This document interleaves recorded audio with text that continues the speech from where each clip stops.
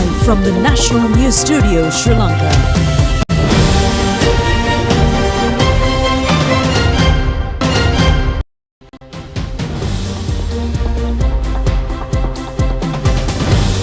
Bringing you the news from Sri Lanka and across the world, it's your national news broadcast on Sri Lanka Rupavahini Corporation.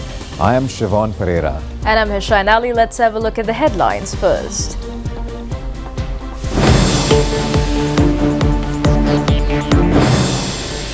Letters of vacated of post will be delivered to the railway engine drivers who are on strike. A compensation of 500,000 rupees for the family members of the youth killed by the train accident. President left the country for Cuba to address the G77 plus China summit. India has assured to promote investments in Sri Lanka.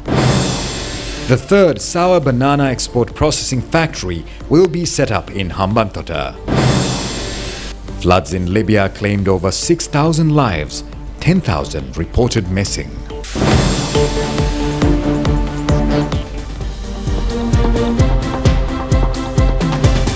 On to those stories and others in detail, and your top story for tonight is the Railway Department announces that as the railway service has been declared an essential service, the employees who do not report to work will be considered as vacated of the post. Now, the department says the relevant letters will be issued to the employees on strike tomorrow.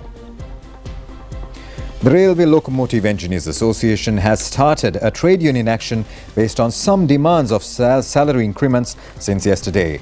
Due to this action, railway services have been curtailed at present. Accordingly, the government yesterday declared the railway service as an essential service. Meanwhile, the government has deployed tight security at the Colombo Fort and Maradana railway stations. About 150 scheduled train journeys were cancelled due to the strike. However, the railway department has managed to operate 37 train journeys, including some office trains and night mails. Railway commuters faced immense difficulties owing to the strike today as well. Deputy General Manager of Railways, M.J. Indipolage, says that the vacated of post letters will be delivered to the households of the engine drivers on strike by tomorrow. The department has taken measures to run about 40 journeys with the help of engine drivers who have not taken part in the strike. Meanwhile, all intercity trains and long-distance trains will stop at each railway station for the convenience of the commuters. And in the meantime, Minister of Transport Dr. Bandula Gunawardena says that the problem of the railway engine drivers will be solved by presenting relevant recommendations to the Public Services Commission within 2 weeks. And the minister said that this decision was taken following a discussion held between the Prime Minister and the Subcommittee on Public Expenditure. Minister Dr. Bandula Gunawardena said that the Cabinet has requested the Public Services Commission to submit necessary recommendations to solve this problem. It is important to remember that the politicians cannot act in a manner violating the Constitution. We have to implement policies without violating the rules of the Constitution. The Railway Department has offered a compensation of 500,000 rupees for the family of the youth who died off a moving train at the Horape railway station during the strike launched by a group of engine drivers. The Railway Department handed over the compensation money to the family members of the victim, Dineth Pereira, this evening. Although there is no legal provision to pay such a compensation, this amount was granted as a merciful allowance as per the request made by Minister Dr. Bandula Gunawardena. This amount is subjected to the approval of the Cabinet. The remains of the victim are now lying at his residence in Polkotua Road in Morogoda in Gampaha at present. Final rites will be conducted at the Morogoda Public Cemetery on Friday evening.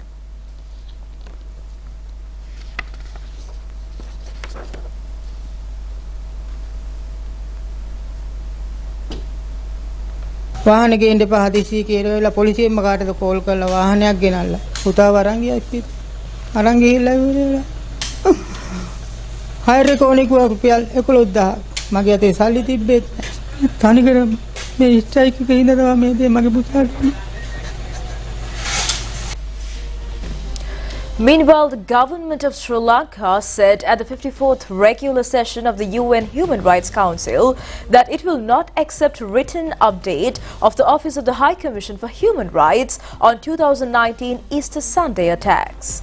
Permanent representative of Sri Lanka to the United Nations in Geneva, Himali Arunatilaka said that content of the written update does not reflect the actual status. Sri Lanka. Thank you, Mr. Vice President. Resolutions 60/251 and 48/141 require the work of this Council and the OHCHR to be guided by the principles of universality, impartiality, objectivity and non-selectivity, and constructive international dialogue and cooperation. The written update on Sri Lanka refers to investigations on the 2019 Easter Sunday terror attacks. Regrettably, the OHCHR has used incorrect and unsubstantiated information from biased sources in their analysis. Extensive and comprehensive investigations have been carried out on these attacks, including a Presidential Commission of Inquiry, and the report was submitted to Parliament. Sri Lanka's investigations were assisted by international agencies including the Australian Federal Police, the FBI and Interpol. As at April 2023, 79 have been indicted on these attacks-related matters. On 12 January 2023, the Supreme Court delivered its judgment on the fundamental rights petition filed against the President, IGP, Director of State Intelligence, Defence Secretary and Chief of National Intelligence at the time. Additionally, the government has decided to establish a parliamentary select committee to address recent concerns raised in the public domain, and the President has appointed a committee led by a retired Supreme Court judge to investigate the allegations. Mr. Vice President, we appreciate the many positive comments made by countries during the IDA on Sri Lanka, acknowledging the visible progress on the ground. Mr. Vice President, Sri Lanka supports the One China principle and welcomes China's cooperation with human rights mechanisms. Meanwhile, President Ranil Wickremesinghe left the island this morning to address the G77 China summit. After this summit, the president is also scheduled to attend the 78th UN General Assembly.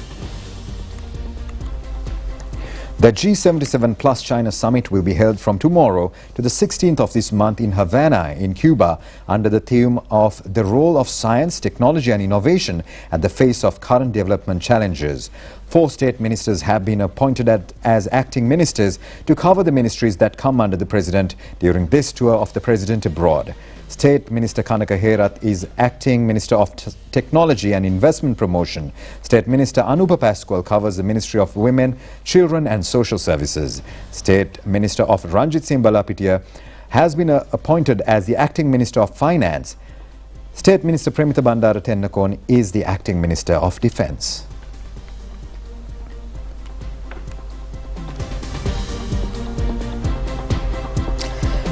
Meanwhile, President Ranil Wickremesinghe says that true victories of the Dodens Hospital depend on the collective efforts taken by the employees of the entire institution to enhance the dignity of the hospital. And the President made these remarks participating in a ceremony held at the Colombo Dodens Hospital recently, and Dodens Hospital is the first private hospital in Sri Lanka. The new hospital building of the Dodens, titled Alfred House Wing, was declared open by the President. The book of the history of the hospital, titled Journey of Care, was also launched at this ceremony. Delivering the keynote address, the President requests the hospital management to further develop the patient care of the hospital. The President also stressed the need to use new technology and artificial intelligence in Sri Lanka. Technically strengthen the health services in the country for the population to face the innovative and technological challenges in future. The President praised the Dodens Hospital for its significant contribution made to enhance health services in the country. Chairman of the Dodens Hospital Group, Ajit Tudave, presented the Journey of Care new book to the President, and the State Minister Tharka Balasuriya and many others were present at this ceremony.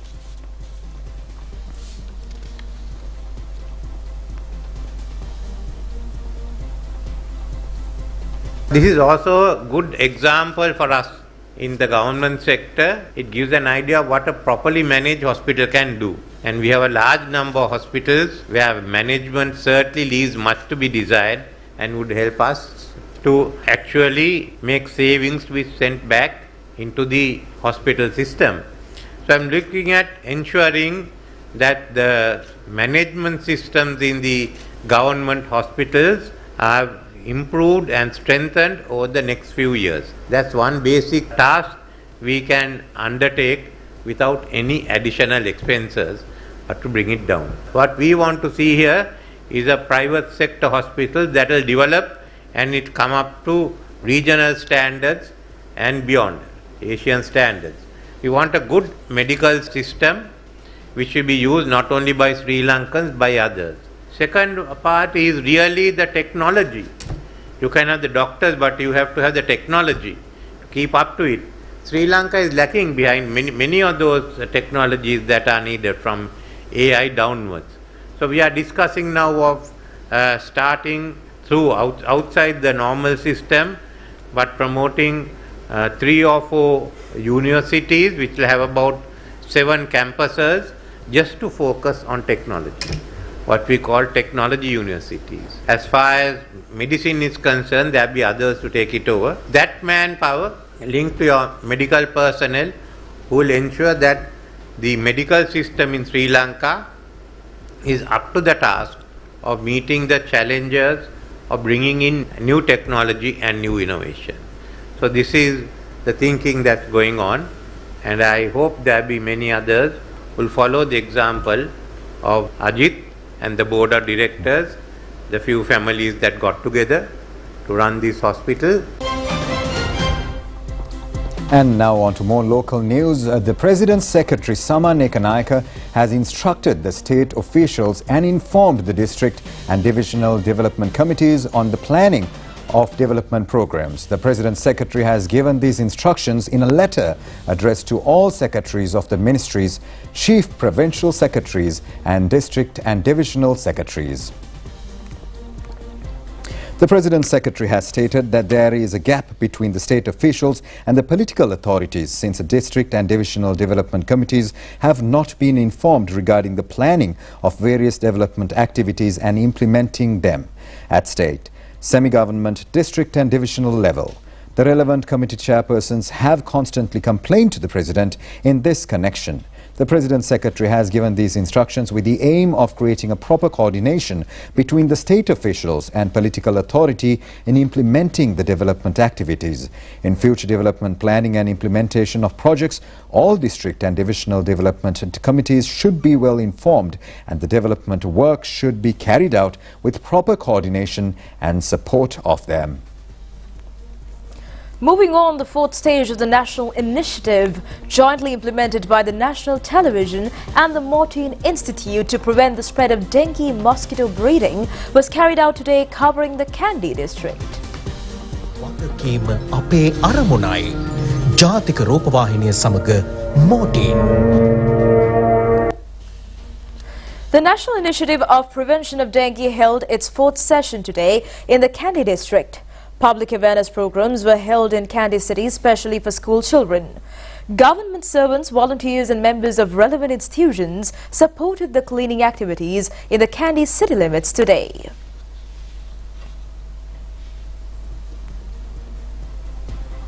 Meanwhile, Mexico's Congress saw an official event where 2 alien corpses were unveiled in Mexico City. The official unveiling of the 2 alleged alien corpses was carried out by ufologist Jaime Maussan. The 2 small corpses were displayed for all observers. Organizers claimed that the small mummified specimen were 1,000 years old and had been retrieved from Cusco, Peru. Maussan told members of the Mexican government that UFO specimen was studied at the Autonomous National University of Mexico, where scientists, he stated, were able to draw DNA evidence using radiocarbon dating. The alleged alien corpses were discovered in Peru in 2017 and are believed to be 700 to 1,800 years old. The only had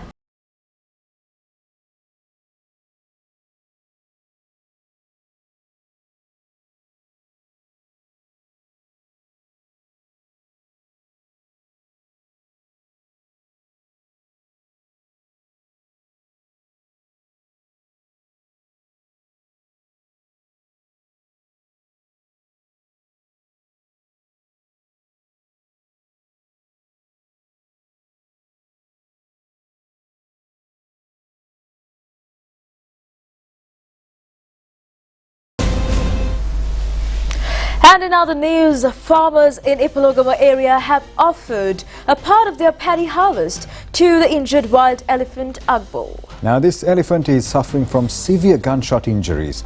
The farmers of the Ipalogama have offered a part of their paddy harvest as animal fodder to the helpless Jumbo for the third time. Members of the Dhatu Sena Farmers Organization and Women's Farmers Organization in the area have jointly collected paddy harvests and given them to the animal at a meadow close to the irrigational tank in the Tirapane. Meanwhile, the Mahasangha, headed by Chief Incumbent of the Sri Vidyadhara Pirivena in the Kala Karabeva, Venerable Kala Karabeve Dhammakirti Thera, invoked blessings to both the elephant and wildlife officials.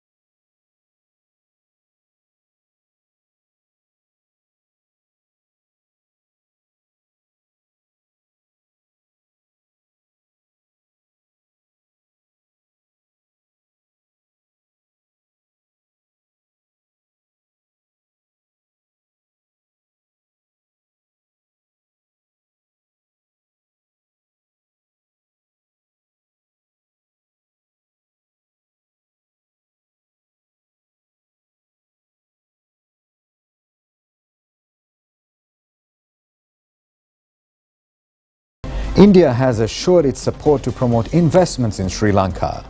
And this assurance has been given by the members of Sri Lanka India Association that is included with India Trade and Industrial Entrepreneurs. Members of the Sri Lanka India Association met Prime Minister Dinesh Gunawardena at the Temple Trees today. They focused their attention to the sales and strategies of enhancing trade, investment and bilateral economic relations, and the Prime Minister expressed his gratitude to the leading Indian executive officials for their dedication to promote Indian investments in Sri Lanka's private sector. Chairman of the Sri Lanka India Association and Managing Director of Platinum Realty Investments, Kishore Reddy, said that there are ample investment opportunities in the agriculture, tourism, information technology, renewable energy and education sectors in Sri Lanka. He also thanked the Prime Minister for his continuous support extended to Sri Lanka India Association in promoting the cooperation between the two countries. Minister of Foreign Affairs Ali Sabri says that Sri Lanka's image among the international community will be tarnished by the activities of political mudslinging in connection with the Channel 4 incident. This is not the first time that invisible hands activate such conspiracies against Sri Lanka. At a ceremony held in Colombo today, Minister Ali Sabri says that this is the fifth time that the Channel 4 has presented controversial video documentaries. Minister Ali Sabri said that it is obvious that the Channel 4 team has been controlled by a hidden force. This is not the first time they produce such videos against Sri Lanka. These documentaries are being created prior to the Human Rights Commission meetings in Geneva. This process is a hidden agenda to discredit Sri Lanka. Some elements pump money to these programs. However, if we sling mud at each other in connection with this incident, it will cause harmful effects to Sri Lanka's good image. The Ministry of Agriculture has decided to construct the third sour banana export processing factory in Murawesin area in Hambantota. And the minister says there is a high demand for Sri Lanka's sour banana in foreign countries. A discussion in this regard was held at the Ministry of Agriculture yesterday under the patronage of Minister Mahinda Amravira. It has been planned to allocate a land extent of 800 acres covering the Ambalipitia, Hambantota and Sevenagala areas. The first sour banana export processing zone was set up in a land extent of 800 acres in Rajanganil. The second zone has been set up in a 400 acres extent in Jaffna. The sour banana export project is carried out by the Agricultural Modernization Program of the Ministry. The Post-Harvest Technology Institute supply financial assistance to this banana export zone. Accordingly, a sum of 65 million will be spent on this project. Under this, 800 farmers will be selected and they will be given an extensive training on modern systems of banana cultivation. They will also be given the required technological equipments, and meanwhile, a Dubai-based businessman has come forward to export some varieties of Sri Lankan vegetables, including pumpkin and manioc. We move on to a rather interesting news item. An incident of auctioning a giant Vienna roll at a very high price was reported from Dambulla. A group of German tourists has purchased this giant Vienna roll. This auction has been organized by the youth organization titled Dambulla Jave in line with the stage drama show at Poranväva area in Dambulla. The group of German tourists has bought it for a sum of 34,600 rupees and offered it to a small child in the area.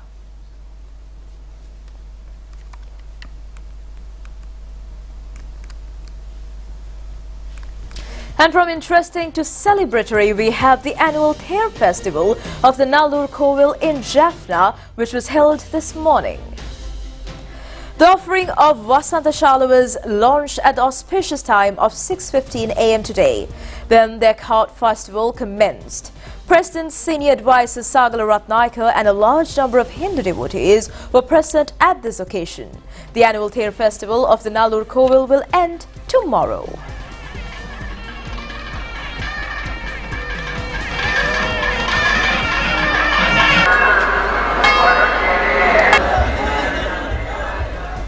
And with that, we'll be back with more news after this short commercial break.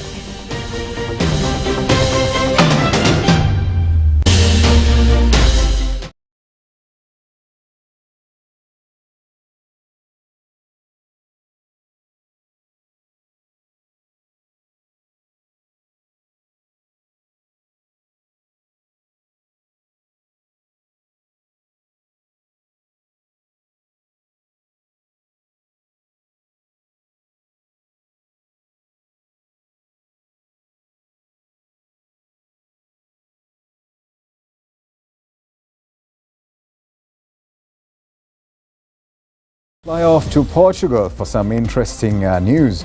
Residents of a small village in Portugal were left shocked when a river of red wine came gushing down the streets. Over 2.2 million litres of wine flowed through the streets of São Lourenço de Beiro following an incident at a local distillery. Catering food and drink supply in Portugal, Levera Distillery said the incident occurred when two wine storage units burst, causing an alcohol to spill out onto the street. The local council and the firefighters were called in to deal with the minimizing damage caused and worked to divert the course of the wine away from the nearby Sertima River. The Nature and Environment Protection Service in Portugal assisted with the aftermath and issued a warning due to the potential environmental damage. In a statement, the company said that no injuries arose from the incident and pledged to take full responsibility for damage caused. The company further said that it takes full responsibility for the costs associated with damage cleanup and repair, with crews available to do it immediately. Locals were asked to take photos of any damage and to contact the distillery directly to coordinate repair works. The company said that an investigation into the incident is also support and helped to minimize the damage. A number of videos appeared on social media following the incident on Sunday, showing the red wine rushing down the winding streets of the picturesque village. The amount of wine lost was enough to fill an Olympic-sized swimming pool. From Portugal to North Korea, North Korean leader Kim Jong-un and Russian counterpart Vladimir Putin met at a Russian space center today. And Putin signaled that Russia could help North Korea's space program. North Korean leader Kim Jong-un said to his counterpart that he would always be standing with Russia. Russian President Vladimir Putin said his first day of talks with North Korean leader Kim Jong-un was highly productive, involving a candid exchange of views on both regional matters and bilateral relations. The pair spent around 5 hours together today.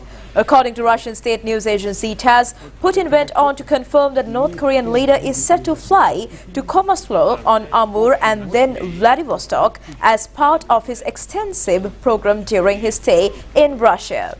He will visit the factories involved in the production of both civilian and military equipment. Meanwhile, Libyan authorities say that floods devastated Libya seeks urgent global help as death toll crosses 6,000. Rescue teams from Turkey have joined the operations in eastern Libya, where entire villages have been overwhelmed by the floods. Libya's devastated eastern city of Derna is counting its dead as flash floods that have killed thousands, and the Red Cross warning that 10,000 are missing.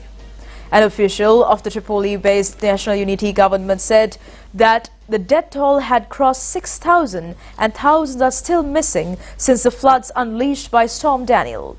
A Libyan minister also sought urgent international help, saying the country did not have the expertise and experience to deal with a calamity of such proportions.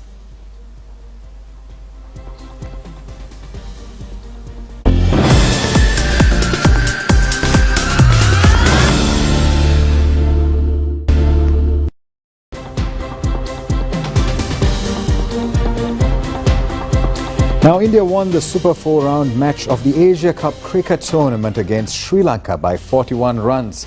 The match was played at the R. Premadasa grounds in Colombo yesterday. Batting first, India scored 213 all out. Rohit Sharma scored 53 runs. Dodens Hospital, marking his best bowling in ODIs, claimed 5 wickets for 40 runs in 10 overs. He was able to out leading Indian batsmen Virat Kohli, Rohit Sharma, Hardik Pandya, KL Rahul and Shubman Gill. This is the first time a spinner claiming the first 5 wickets of the Indian team. This is the second best figures of a spinner against India. Another spin, another grip. And another one bites the dust. And another one. 2 is bowled smartly. That's in the air. And clears the boundary. Down the track. He's not quite timed it. And it's taken at long. Charit Asalanka also claimed 4 Indian wickets, chasing a victory target of 214 runs. Sri Lanka could only score 172 runs. Although a bowler Dodens Hospital scored 42 runs not out, and he was named man of the match. That's in the air. He's cleaned him up. Bowden, full length. Meanwhile, another decisive match of the Asia Cup cricket tournament will be played tomorrow. This is the match between Sri Lanka and Pakistan. The match begins at 3 p.m. at the R. Premadasa grounds in Colombo. The team that wins this match will qualify for the finals to be played on the 17th of this month. And India has already qualified for the finals. That's in the air. He's cleaned him up.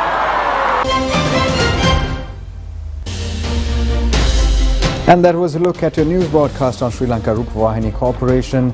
I am Siobhan Pereira signing off together with Hesha Inali, wishing you a pleasant evening.